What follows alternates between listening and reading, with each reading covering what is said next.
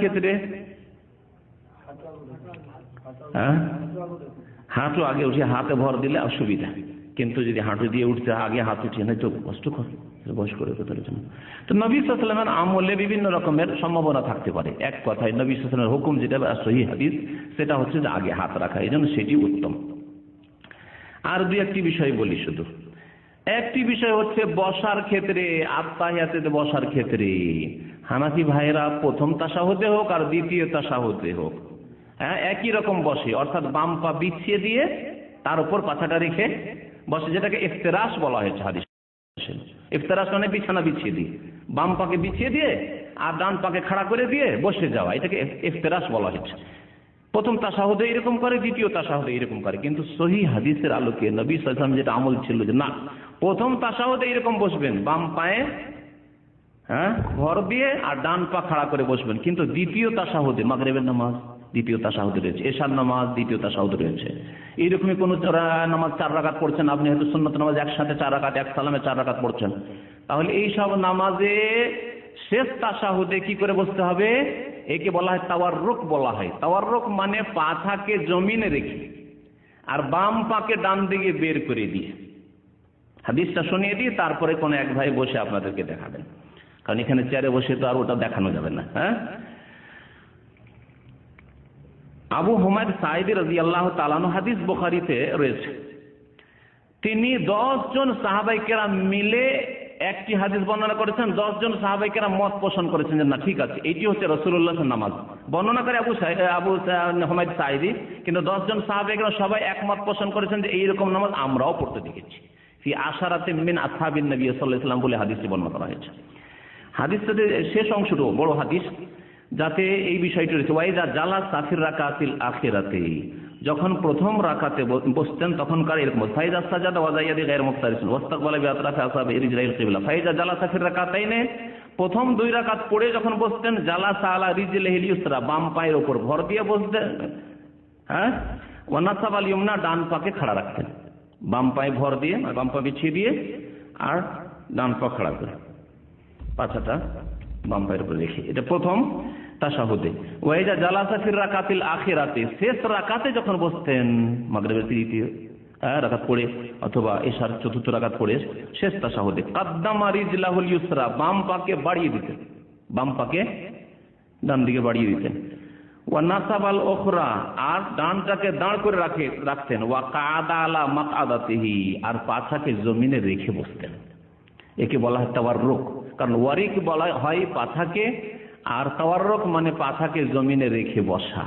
এটি হচ্ছে দ্বিতীয় তাশাহুদে সুন্নত নবী করিম সাল্লাল্লাহু আলাইহি ওয়াসাল্লামের যেভাবে নামাজ পড়তেন, সহিহ বুখারী শরীফের হাদিস।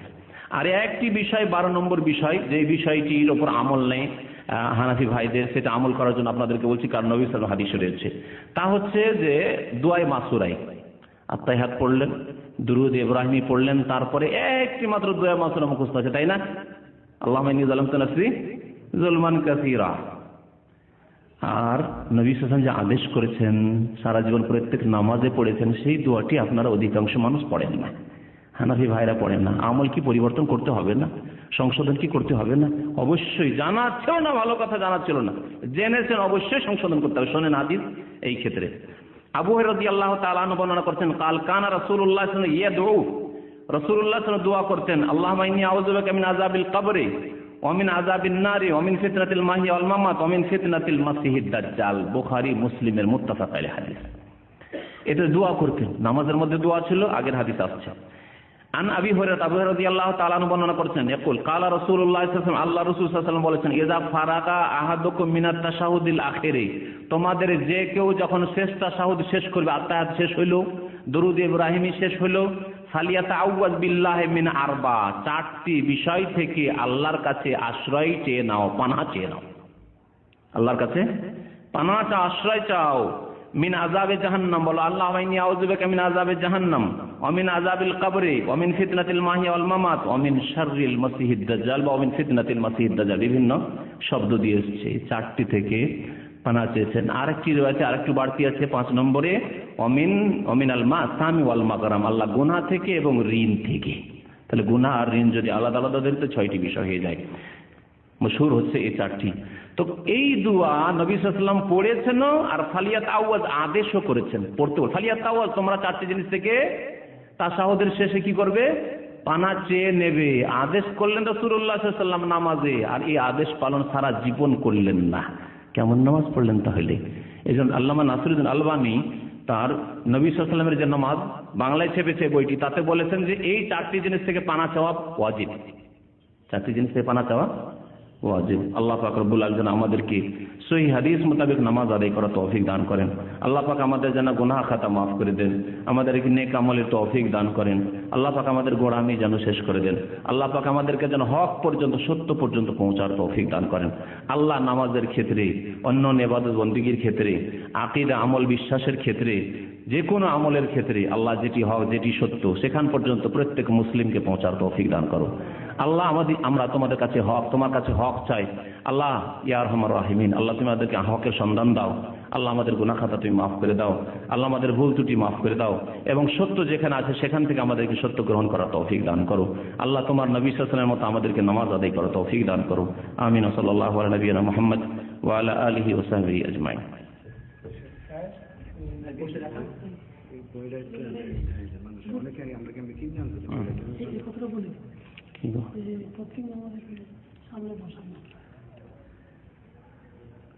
প্রত্যেক নামাজের পরে ইমামকে মুক্তাদির দিকে ঘুরে বসা। হ্যাঁ, এ একটি বিষয়।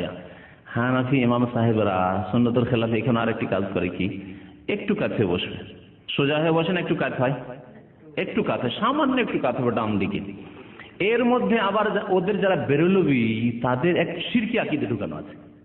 আটরসি মাইজ ভান্ডারি যারা নিজেদেরকে সুন্নি আহলে সুন্নাত বলে, কিন্তু ওরা ওই কবর মাজার পূজা করে। ইন্ডিয়া বাংলাদেশে বেরলবি রিজভি যারা, তাদের ইমামরা ডান দিকে একটু কাত হয় আর বলে যে নামাজের কিবলা ছিল কাবা আর মোনাজাতের কিবলা হচ্ছে গৌসুল আজম বড় পীর ইরাক। তাহলে যদি ভারত বাংলাদেশ থেকে একটু ডান দিকে কাত হন, তাহলে কিবলা কি হবে মোনাজাতে?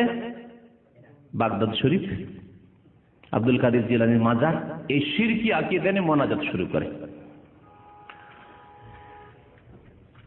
সুন্নত হচ্ছে নবী সাল্লাল্লাহু আলাইহি ওয়াসাল্লাম আকবাল আলাইনা, ওই দলিলটি নিয়ে আসা হয়নি। 12টি বিষয় নিয়ে এসেছে, আরো বলেছি এই জন্য যে বেশ কিছু বিষয় রয়েছে যেগুলোতে ভুল ত্রুটি রয়েছে। নবী সাল্লাল্লাহু আলাইহি ওয়াসাল্লাম যখন সালাম ফিরতেন আকবাল আলাইনা বিওয়াজহিহি, আমাদের দিকে তার মুখমণ্ডল ফিরিয়ে বসতেন। আর বসার উত্তম তরিকা হচ্ছে এটি, নামাজ শেষ হয়ে গেলে এখন মুখমণ্ডল সোজা হয়ে আপনার সামনে বসতে, আপনার সামনে থেকে যদি কাছে। আমরা মাঝে মাঝে কাজে ব্যস্ত থাকি, কম্পিউটারের কাজ, একটা লোক দেখা করতে এসছে আর কম্পিউটারের কাজই যদি করতে থাকি, শুনছি ওর কথা কিন্তু কাছে, মাইন্ড করে না? হ্যাঁ, করবে না? কিন্তু যদি সোজা, যেমন একটা লোক সাক্ষাৎ করতে, হ্যাঁ বলেন কি, খুশি না, আমার দিকে মনোযোগ দিয়ে কথা শুনছে। তো নবী সাল্লাল্লাহু আলাইহি ওয়াসাল্লাম পুরো চেহারা ফিরিয়ে বসতেন মুক্তাদিদের দিকে সালাম ফেরার পরে। এইভাবে বসতে হবে। তারপরে যেগুলি জিকির আজকার রয়েছে, তসবিহ রয়েছে, সেগুলি করবে। মোনাজাত না, সম্মিলিত মোনাজাত না। এই ক্ষেত্রে উত্তম হচ্ছে বারবার ইশারা করা, যেমন হাদিস দ্বারা আছে। কিন্তু এই ক্ষেত্রে অত শক্ত হওয়ার প্রয়োজন নেই। আল্লাহর নাম যেখানে যেখানে আসছে সেখানে যদি উঠায় বা একবারও কেউ উঠায়, তো এই নিয়ে তর্ক বিতর্ক করবে না, কারণ এই বিষয়টি অত স্পষ্ট নয় যত হয়তো অনেকে মনে করছেন। এই জন্য বাড়াবাড়ি না করে এই ক্ষেত্রে, কারণ এই ক্ষেত্রে ছোট ছোট একেবারে ছোট মাসলা নিয়ে অত বাড়াবাড়ি করার দরকার নেই। এতে নামাজে এমন কোনো যায় আসে না। তবে যেখানে আল্লাহর নাম আসবে সেখানে যদি ইশারা করে তো এটি ভালো। আত্তাহিয়াত যতক্ষণ পড়তে থাকবেন, তাশাহুদ ততক্ষণ ইশারা করবেন, এটি হচ্ছে উত্তম। আরব যারা সহিহ হাদিস মোতাবেক নামাজ পড়ে তারা এইভাবে নামাজ পড়ে। কিন্তু যদি কেউ এক দুবার উঠায় তো আশা করি আমাদের অসুবিধা নেই, কারণ হয়তো মনে করছে যে না, বারবার উঠালে মনে করছে যে হয়তো আমার ডিস্টার্ব হবে নামাজে, কিন্তু এমন কিছু নাই। এটি হচ্ছে বরং নবী সাল্লাল্লাহু আলাইহি ওয়াসাল্লাম জবানে দোয়া করতেন এবং ইশারা দিয়ে দোয়া করতেন, যেমন হাদিস ইয়াদউ বিহা হাদিস এসেছে। ওইটি কি মহিলা পুরুষের নামাজে কোনো পার্থক্য নাই, গত সপ্তাহের আগের সপ্তাহের বক্তব্যে বলা হয়েছে। আর বিস্তারিত আলোচনার জন্য যে যে পয়েন্টগুলিতে তারা বলে যে পার্থক্য আছে সেই সম্পর্কে আলোচনা করতে হলে একটা দীর্ঘ আলোচনা, কমপক্ষে 1-1.5 ঘন্টা আলোচনার প্রয়োজন আছে। কোনোদিন ইনশাআল্লাহ করব। কোনো পার্থক্য নেই, তবে আজান ছাড়া, মহিলারা আজান দিবে না। তারপরে লাইনে দাঁড়ানো, কতগুলি জিনিস রয়েছে, সেগুলো রয়েছে। কিন্তু নামাজের ক্ষেত্রে, বসা বসির ক্ষেত্রে, হাত বাঁধার ক্ষেত্রে মহিলারাই শুধু সুন্নতি নামাজ পড়বে, আপনারা সব ভুল নামাজ পড়ে দৈহিক নামাজ পড়বেন, এমন কিছু না। আপনারা বুকের উপর হাত বাঁধবেন আর মহিলারাও বুকের উপর হাত বাঁধবে। আপনারা সুন্নত মোতাবেক যেমন পাছাটা উঠিয়ে একবারে পুরো সেজদা যাচ্ছেন, ওই রকমই তারাও করবে। আপনারা যেমন হাতটাকে উঠিয়ে থাকছেন, এটা বকরির বাচ্চা যেমন যেতে পারতো এরকম করে তেমন মহিলারা